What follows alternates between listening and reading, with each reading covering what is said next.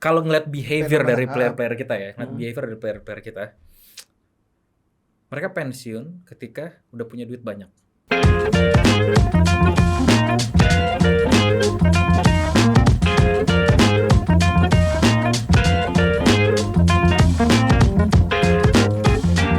Halo Scorer, jumpa lagi bersama gue Resnan dan juga Doni Zola dalam konten Discord, diskusi olahraga bareng Rais dan Donzol. kali ini kita sudah kedatangan tamu yaitu PR Manager Mobile Legends Esports Indonesia Bang Azwin Nugraha, bener ya Bang? Tuh. Oke, Gila, ini nih orang gila. penting di dunia e-sport salah satunya ini nih. Enggak, be aja. B aja.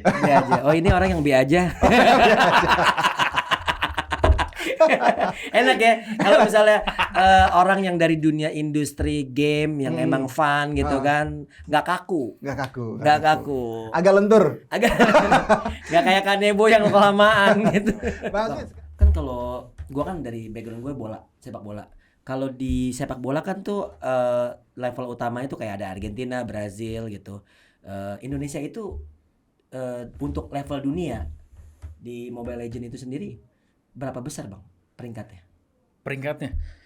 posisinya ada di Posisinya mana misalnya nih? apakah emang Papan atas kah, papan tengah, papan bawah di level dunia ya? Brazilnya kah, Level dunia ya. atau mungkin cuma Masuk Norwegia 5 besar kah gitu? Kayaknya top, menurut gua top 2 lah ya. Wow. Masuknya top 2 lah Indonesia. Masuk top 2. Iya. Ya itulah Indonesia, Filipina itu sangat bersaing ketat buat top 2 itu. 1-2, 1-2, 1-2 gitu. Berarti negara-negara kayak Amerika tuh kurang. Eropa, nggak boleh. iya nggak boleh gitu. Nggak boleh. Eropa kayak gitu-gitu biasanya kan Nggak orang bisa. kalau game kayak gitu kan Eropa. Ini menunjukkan apa sih? Sekarang menunjukkan menurut gua menunjukkan ya Indonesia tuh benar-benar sih untuk e-sports dan ini sangat besar banget opportunity-nya. Potensi dan opportunity di sini banyak banget ya pokoknya. Indonesia terus Filipina terus yang learning dari ASF kemarin itu tim Kamboja itu kuat juga. Kamboja bisa kuat di Kamboja. e-sport. Kamboja tuh kuat banget. Nggak ke expect lah Kamboja sama Myanmar nggak seperti Singapura kalau menurut kita ya gitu, yang agak lebih maju lah negaranya gitu. Kok bisa? Mungkin dari lebih ke dari apa ya, pekerjaan yang ada di sana juga mungkin lebih terbatas juga, terus lebih kayak ke apa ya, mimpi-mimpi yang dijual sama generasi-generasi di sana, gua rasa kayak gitu. Waktu itu gue pernah ngomong sama orang player dari Singapura, dari Malaysia juga, lebih ke Singapura sih ya. Kenapa sih Singapura kok agak susah gitu ya? Salah satu player ini bilang, Jepang juga bilang kayak gitu. Mereka bilang kita nggak fully totalitas buat main game Mobile Legends. Kita ada kerjaan lainnya gitu. Nah sementara kalau Indonesia kayak Filipina gitu, benar-benar totalitas. Benar-benar kayak ya emang namanya atlet kan sekarang kan tuh. iya. Jadi kayak atlet gitu. Kita dipakai di SEA Games, kemarin dipakai di ASF juga, pakai di PON juga gitu. Jadi benar-benar dilatih kayak atlet. Ada waktu ketika lo harus latihan, ada waktu bener-bener ditata tuh kan, ada coachnya juga, ada mental coach, even ada nutrition coach, bener-bener Berarti ya, beda bicara gitu fokusnya prioritas gua kan, rasa. bicara Iya, benar. fokus dan prioritas berarti Benar, kan nanti. Nah tadi udah sempet nyentuh coach, mental coach, bla bla bla segala macam. Udah ada belum sih lisensi coachnya gitu? Karena kan gue perhatiin, gue pernah ya waktu itu sedikit lah di ESPL gue sama teman-teman dari Kincir kalau nggak salah. Gue sempat nyemplung sedikit lah di awal-awal ESPL saat itu masih ada di Wisma 77 tuh kalau nggak salah. Nah gue ngelihat katanya tuh mereka ada coachnya, tapi kan saat itu kan lisensi kan belum ada ya. Gue nggak tahu sekarang apa udah ada apa belum. Itu coachnya itu mantan pemain kebanyakan. Atau katakanlah mereka yang emang lama di dunia game gitu. Nah, kalau sekarang sendiri perkembangannya gimana tuh, Win? Kalau hitungannya sekarang jadi coach di e-sport atau di Mobile Legends tuh backgroundnya seperti apa? Sebenarnya kalau dari Mobile Legends ya, especially kayak MPL gini, kita tuh selalu punya tagline itu e-sports for everyone. Oke. Jadi nggak melulu lo harus jadi coach, nggak melulu lo harus jadi player. Banyak banget opportunity di sini. Kayak contohnya, nih ada mas videographer, gitu. Bisa jadi host juga, komentator Caster dan lain ya, caster. segala macam ya. Banyak banget. Bisa jadi PR even, bisa jadi KOL Nggak kerja manager. Nggak kerja dong. Gitu. Banyak banget. Kalau di kita itu yang kita gaungin itu e-sports buat semuanya. Kalau urusan lisensi itu udah ada federasinya, alhamdulillah sekarang kan udah SI ada. ya? Udah ada PBSI. PBSI. Jadi semua itu under PBSI regulator karena kan. Nah, kenapa sih? Ini kan udah ada PBSI ya. Di MPL sendiri akhirnya memutuskan ini jadi franchise league gitu. Apa yang mendasari itu dan apa namanya? Untung nggak sih untuk franchise league ini dibandingkan mungkin sistem sebelumnya yang diterapkan sama Apa lo terinspirasi dari kebab Untung. Turki Baba Raffi kan franchise. Keren juga ya. Sabana juga franchise. Edam burger. sebut aja semua UKM lokal UKM kasihan, lokal ya Is. harus kita angkat. Kecuali kalau Benar. Burger King ya kalau disebut juga. Lanjut. Sebenarnya franchise league kan udah dari season 4 kita mulai kan. Iya. Berapa season tuh? 4, 5, 6, 20. Banyak Wih, kan? banyak. 10. Wow. 6 season. Udah 6 season. Jadi season 4 itu awal pertama kita franchise league. Jadi di awal itu kita itu ngerasa tim-tim itu nggak punya struktur liga yang bagus lah gitu. Padahal faktanya itu tim-tim ini bisa berkembang lebih jauh lagi. Tapi struktur liganya ini yang kurang bagus gitu. Jadi ruang gerak mereka itu terbatas saat itu karena struktur liganya sendiri gitu. Nah dari situlah kita punya misi kalau kita gimana kalau kita franchise ini akan lebih terstruktur lagi kayak gitu.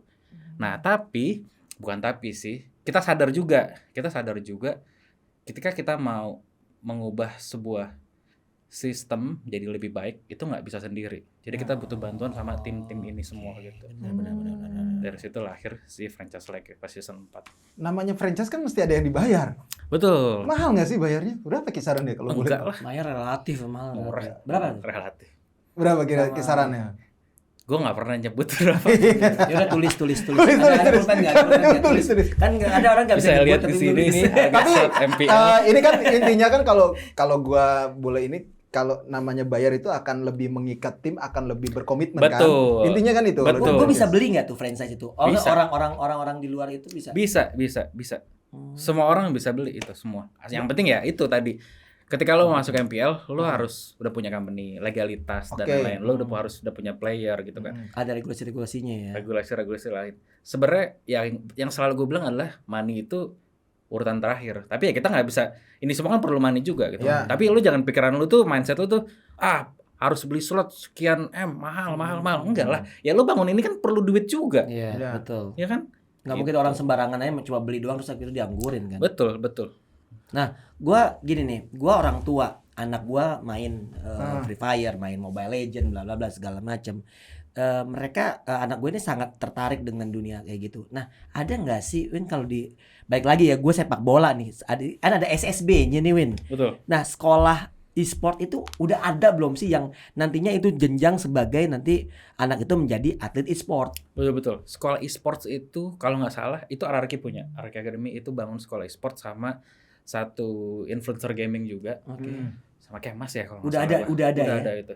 Sama Kemas apa bukan? Oh bukan deh, lupa gue namanya. Oke. Oh sama Edozel ding, sama Edozel. Edozel. Sama Edo Oke. itu bangun sekolah e-sports juga. Terus kalau ditanya gimana nanti kita nyalurin bakat anak-anak kita sih gitu kan. Nah kemarin juga gua itu kerjasama Mountain Games, kerjasama sama Akademi Garudaku. Kita Oke. itu waktu itu Akademi Garuda itu bidang apa ya? jadi Akademi Garudaku ini platform yang dibentuk sama PBSI, jadi di bawah PBSI. Dia mencari talenta e-sports. Talent scouting ya. Iya, Talent dari scouting gitu pendidikan, ya. dari dunia pendidikan. Dari SMP SMA. Betul. Sekolah formal. Formal. Iya, Oh, dari Jadi sekolah formal. cabutin tuh bibit-bibitnya, dicariin di situ. Melalui Nanti- turnamen. Melalui turnamen, betul juga, melalui turnamen bener-bener dilihat lah potensi mereka nih setiap siswa-siswa gitu. Oke. Kemarin itu jadi kita itu ada kerjasama, jadi kita bagi-bagi smartphone juga sama siswa-siswa di Malang. Oh. Kenapa? Karena mereka 2 bulan malam. lalu, karena mereka Malang. Nasibnya. Semua pasti based on data lah. Kita cari tahu dari Akademi Garudaku juga di mana sih tempatnya kira-kira ini yang Yang agak sulit yang agak rural, untuk- yang sulit Iya. untuk mereka. Tapi punya potensi akses. ya. Tapi punya potensi ya. Dan ternyata Malang. Gitu. Oh, itu hasil riset berapa lama itu biasanya? Biasanya itu pasti riset itu kan? Benar itu Pasti pasti. riset. Jadi nah ini menariknya adalah ketika kita kan kasih smartphone ini ya kan. Tapi smartphone ini nggak dibawa pulang sama siswanya. Ditaruh di Oh. sekolah. Ditaruh di sekolah. Oh, jadi emang digunakan untuk fasilitas dia untuk bermain game. Betul. latihan, Mm-mm. ekskul. Nah, ekskulnya ini ada programnya sendiri. Mereka jadi udah ada kurikulum Wow. yang ngajarnya, Oke. betul. Oke. Udah ada pengajar, ada kurikulumnya. Ntar ada latihan soal komunikasi, misalkan. Terus ketika lo mau jadi coach, latihan tentang mental, membangun mental yang kuat gitu. Latihan ngomong di publik kayak gitu, banyak sekali. Berarti liga apa kompetisi kelompok umurnya udah ada ya?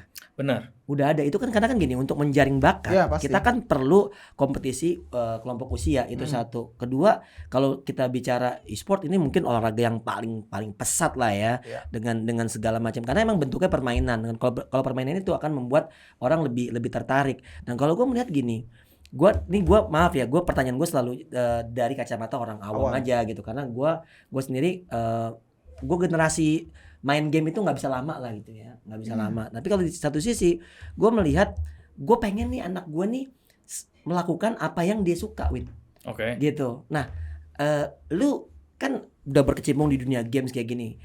Apa sih tipsnya untuk orang tua? Kan kadang-kadang orang tua, sorry itu saya ya, masih banyak yang lu main game mulu, lu belajar yang benar. Kalau gue mah enggak, terbalik. Kalau buat gue, kalau lu mau main game, sekalian lu nyemplung sebagai pemain profesional. Ya. Seperti itu. Nah, kalau menurut lu sendiri, Win, apa sih tips untuk orang tua yang justru mendukung anak-anaknya ini di kemana anak gue ini harus gue taruh gitu? Sebenarnya, ini lo bicara sebagai mau naruh anaknya di mana? Iya, sebagai orang tua, maksudnya atau jalannya sebagai biar- jalurnya biar benar jalurnya ya. gimana sih gitu? Jalurnya biar benar, Kan gak kalau cuma misalnya main buat game di sepak bola doang, SSB atau akademi yang memang oke. boarding kayak gitu. Kalau sorry ya, pertanyaan gua ini ya lebih ke Ini khawatir bapak-bapak yang khawatir anaknya kecanduan game doang, intinya gitu. Tapi Gua nggak ya mau cuma dia main game sia-sia doang, gitu, sia-sia Win. Gua nggak mau dia Kebuang sia-sia. waktu, jadi ujungnya kalau bisa dia sia-si B gitu kan. Buat gue pertama satu itu time management, waktu. Ya, Waktu setuju. itu penting Kadang banget. iya, Heeh. Nggak bisa tuh anak-anak itu dikasih main terus. Iya, Iya. full kuasa punya handphone. Betul harus itu di manage tuh waktunya. Nah, ketika manage waktu juga kita harus lihat dia kualitas dia sebagai gamer tuh seberapa bagus sih. Oh, sering menang apa sering Betul. kalah? Banting handphone mulu soal anak gua. Aduh. Iya. Pasti bukan Mobile Legends deh game-nya. bukan. Kayak gitu ya. Engrang. Ketahuan ya. Terus Satu itu tadi manajemen waktu, terus bisa ngelihat juga anaknya ini seberapa kualitasnya sebagai gamer juga.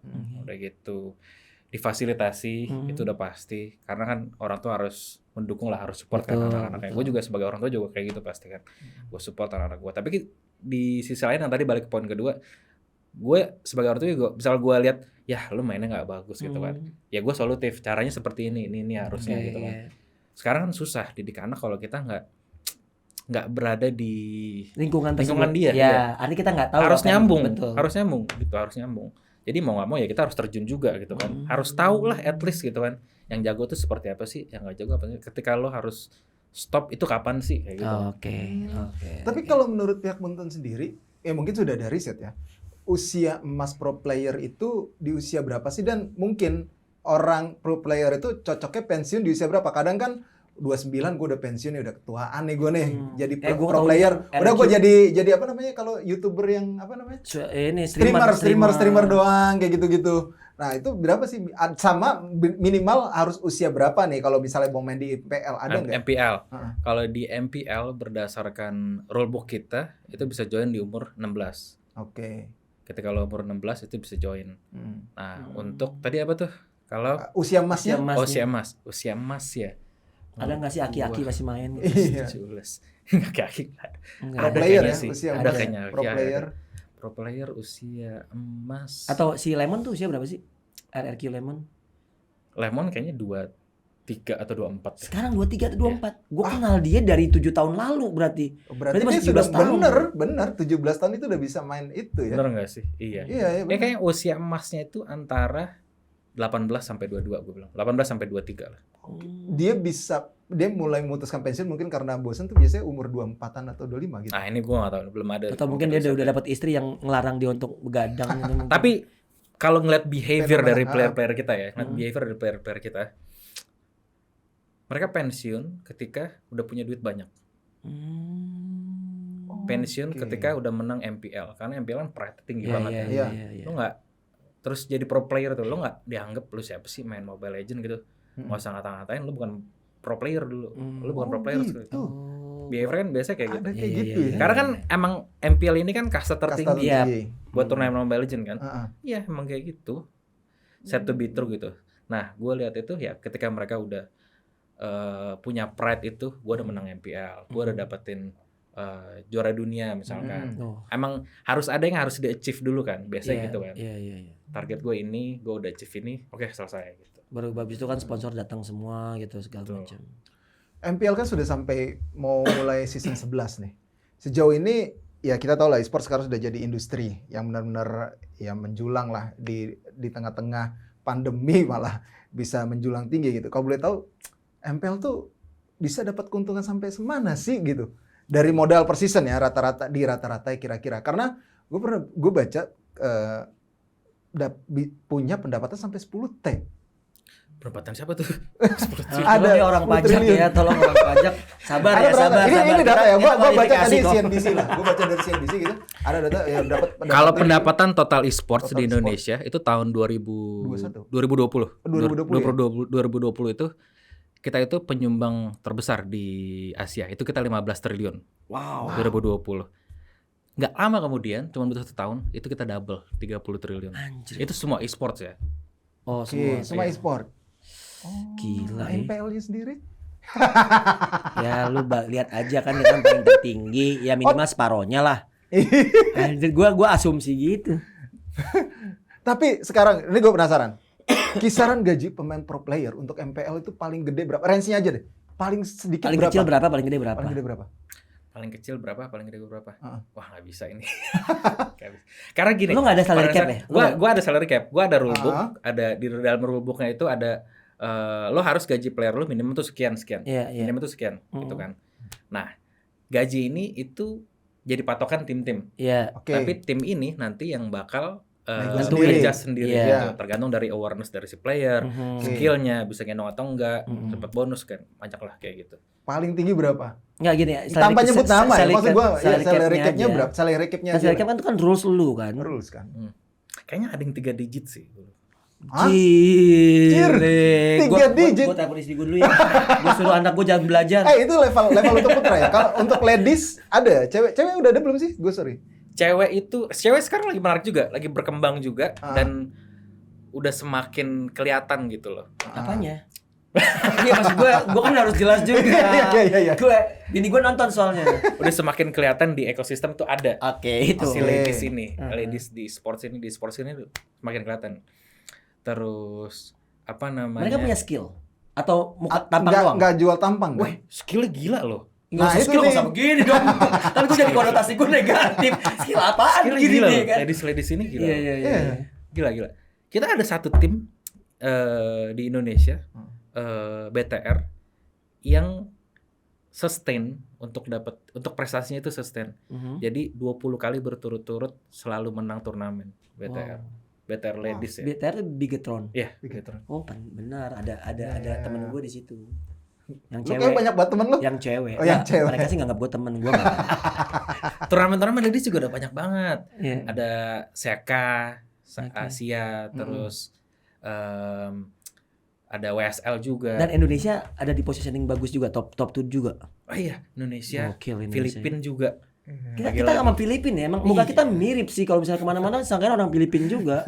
Tapi kalau melihat tadi yang dipaparin sama Azwin sendiri soal salary cap-nya sampai segitu, berarti ini udah bisa jadi pegangan hidup. Oh, jadi lah ini. Wah iyalah, ini banyak banget emang stigma itu yang bisa di apa ya, gue nggak mau sebut di counter sih, yang harus diluruskan lah. Iya. Stigma yang harus diluruskan ketika orang tua bilang lu mau jadi apaan sih, jadi pro player main game mulu Iya, sih, iya, apa iya. sih nggak bisa lu ntar kayak gitu. Ini banyak banget yang bisa dilurusin gitu, karena udah banyak banget contoh-contohnya. Kayak pemain berapa ya, umur 20 lu udah bisa beli Pajero, Itu tuh. umur 22 udah bisa beli Lexus, Benar, udah punya duit MM-an, puluhan M. 20 gue jadi kurir. Tapi memang memang perubahan zaman ya, perubahan zaman banget. ya. Iya. Nah, kalau di Moonton sendiri selalu menghadirkan kan Mobile Legend skin nih. Skin ini kayaknya paling dicari ya, kalau nggak salah. Bener, skin paling Ini dicari. gimana proses ininya dari Moonton sendiri untuk memanage hal tersebut gitu? skin paling mahal berapa sih? Gue nggak tahu. Kadang ada orang tua gitu protes, kok tiba-tiba dari kartu kredit. Anaknya tiba-tiba bisa gitu beli skin gitu sendiri gitu. Dari kartu kredit orang tuanya. Mungkin Nah, kan ada yang kayak gitu. Orang tuanya yang salah berarti. Iya, maksud gue. Kenapa kartu Ada kredit lu? minta kadang-kadang kan ada kalau nggak kartu kredit ngambek gitu, beliin ini dong skin dong, beliin skin gitu, sampai ngambek gitu. Anak gue pelak sih gitu. Soalnya gue juga gak punya kartu kredit. Aneh gue ditawarin gak pernah, Gimana, setiap gimana? lewat gak pernah ditawarin. Apa skin termahal? Skin termahal tuh harusnya